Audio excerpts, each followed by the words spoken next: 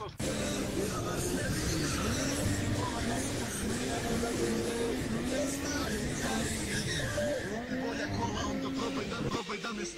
Danas imam da vam predstavim jedan zanimljiv primjerak BMW, ili bolje reći auto koji je u mom posjedu. Reč je o BMW-u kompaktu 1.8 Ti, 103 kW ili 140 konjskih snaga.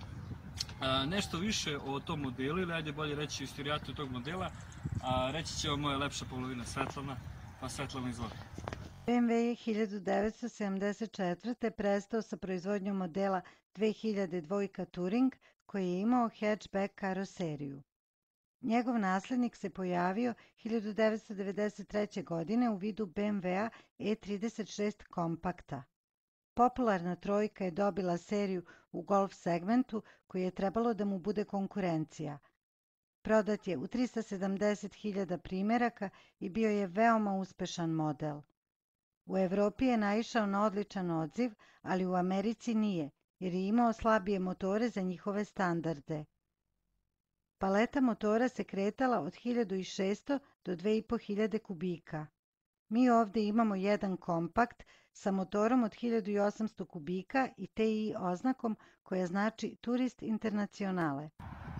I kao što vam je Svetlana malo pre rekla, reč je o 1.8 modelu sa 103 kW ili 140 konjskih snaga, popularno mi jesu. Ono što ću vam reći o ovom autu je ono što sam ja radio na njemu.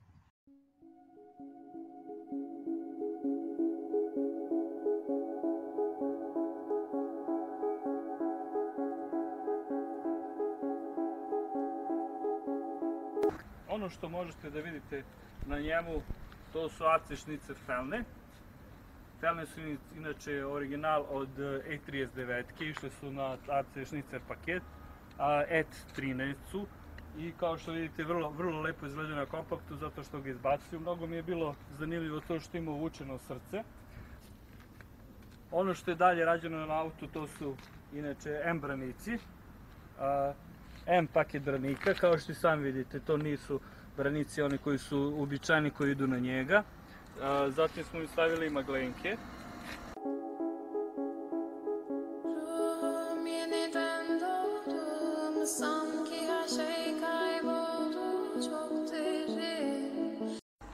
Ono što je još zanimljivo je da sam mu dodao ovaj dodatni lip, kao što vidite ovaj dodatni lip spoilera koji ne ide na fabričkom modelu.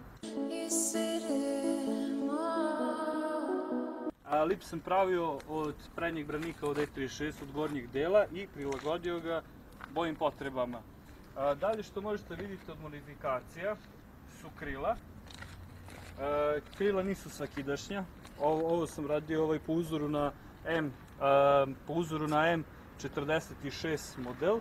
Ima škrgice u krilima, tako da se to na mom autu veoma lepo uklopilo i on je na neki način po tome jedinstven. Dalje što smo uradili, radili smo modifikacije lajsni koje su uzete od M modela kompakta. To je nešto što sam mu doradio i stavio drugo. Morao sam da ih šafim zato što su unutrašnje strane bile pukle, tako da moralo je da bude šafljeno sa šafovima. Ja se nadam da sam to dosta dobro odradio, ali u budućnosti se nadam da ću da ih prelepim sa nekim folijama. Tu su onda i pragovi. Ovo nisu klasični MTH pragovi, ovo su Luxury pragovi. Išli su na Luxury modelu, jer MTH pragovi su pragovi generalno pravljeni za te neke sportske modele, a ovo je bio pravljen za tako neke, ajde tako da kažem, elegantnije modele. Dalje što imamo od modifikacija, to je zadnji M branik. Znači zadnji M branik sa difuzorom, koji sam ja isto naknadno odradio i ugradio na auto. Što ide na gepeku, on se ugrađivao na BMW 46 kompakta, pa sam ja iskoristio taj spoiler i stavio kod mene na moj auto.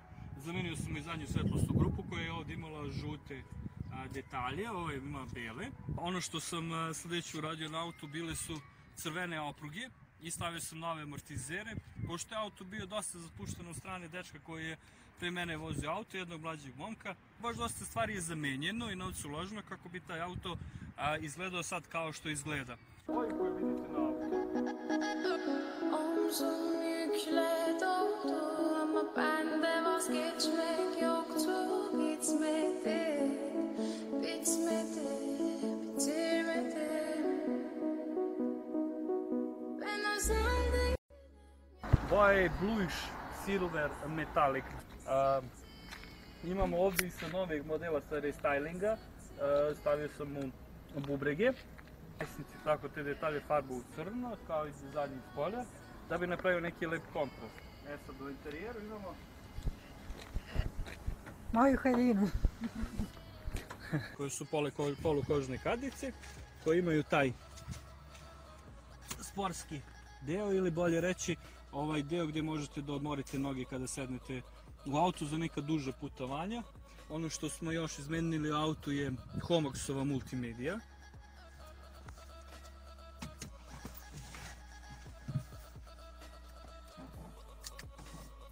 Za bolji neki akustični zvuk u autu, ili bolje reći za bolji neki osjećaj u autu što se tiče zvuka i uopšteno cele priče, rešio sam da uzem tu multimediju. Sljedeće što je zamenjeno je i ručica menjača koja je dodata, kao što vidite od Prohroma je, kao i dodatak za ruku. Ono što je meni najprivlačnije bilo kod kompakta, to je ta tabla, koja je po meni mnogo lepša u odnosu na koje su ugrađivala u kupea i u limuzinu.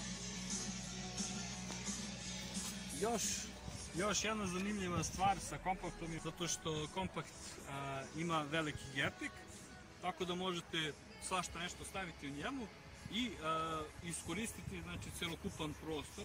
A ono što ćemo dalje vidjeti, to je i motor. Kao što smo malo prepomenuli, motor je 1.8 ES, 140 konjskih snaga sa dve bregaste. Pre ovog motora se ugrađivao N42 motor koji je imao nekih problema sa tim bregastima, tako da je to rešeno kod N44 motora. On je po koncepciji malo drugačiji od N42, po bombini, motorčitu za LR gas koji je sad stavljen ovde, protokomeru i još nekim sitnicama koje su urađene na tom motoru. Inače, auto je dosta startan, dosta lepo ide. Vi ste videli ovde da ima i plin. Većina vozača BMW-a ne voli, zato što po priči BMW nije auto koji trpi plin.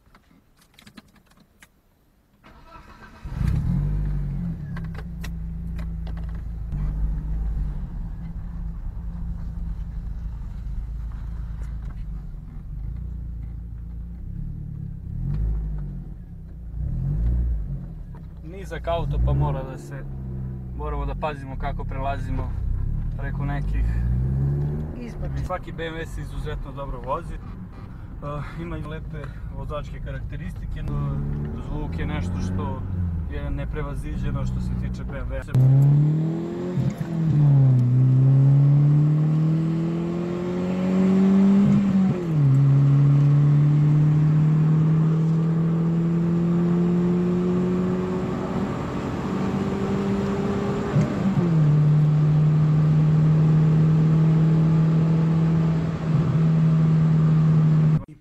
Komentarima koji vam se auto najviše sviđa, koji bi auto mogli sljedeći da crtamo ili koji bi sljedeći mogli da pravimo u SketchUpu. Naravno, hvala vam što lajkujete i subscribe-ujete moj kanal ili što pratite moj kanal i vidimo se u nekoj od narednih emisija. I to je to.